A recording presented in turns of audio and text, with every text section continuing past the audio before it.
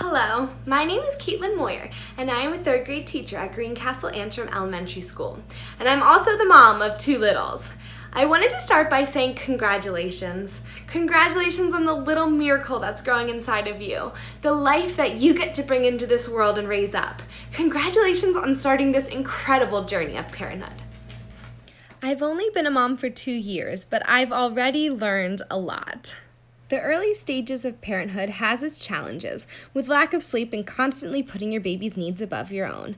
But those smiles and snuggles and giggles make everything all worth it.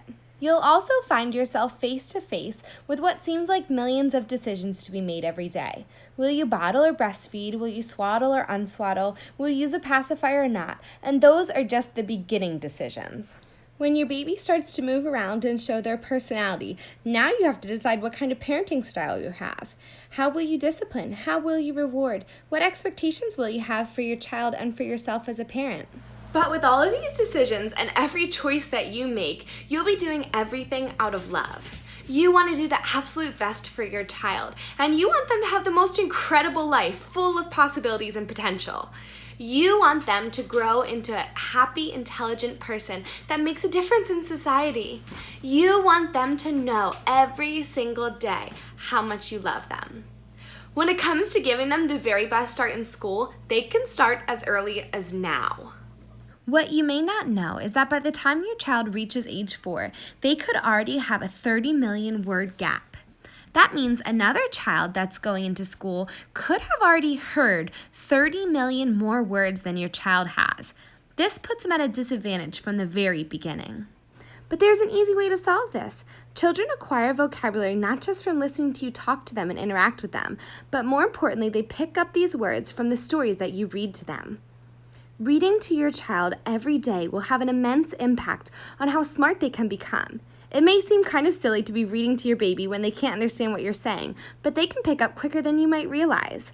At 3 months, they will begin gurgling sounds, attempting to have a conversation with you. By the time they're 4 months old, they will understand your tone of voice and your emotions. There's no doubt that you will do your absolute best to help your child succeed in life. Reading with your child daily is a simple routine that gives them a step up when entering school. Now, I know that seems like a far way off when your baby's just a tiny little thing growing inside of you.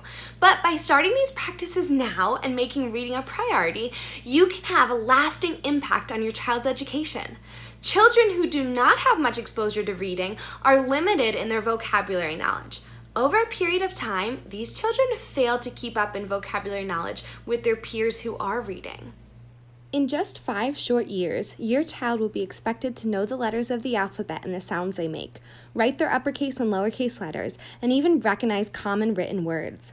These skills can be encouraged and learned easier if your child has a foundation of daily readings.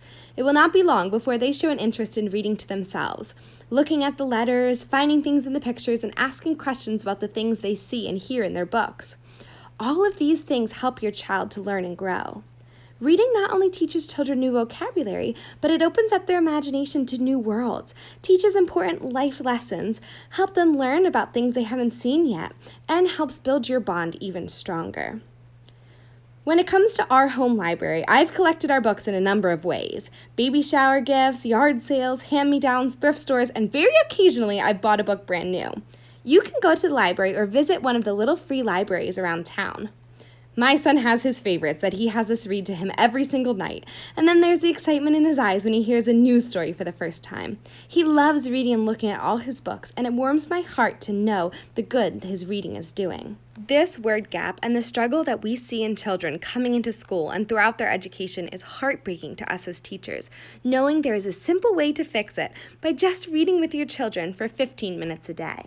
I wish you the absolute best in parenthood, and I hope that you quickly see the benefits that reading with your little love brings.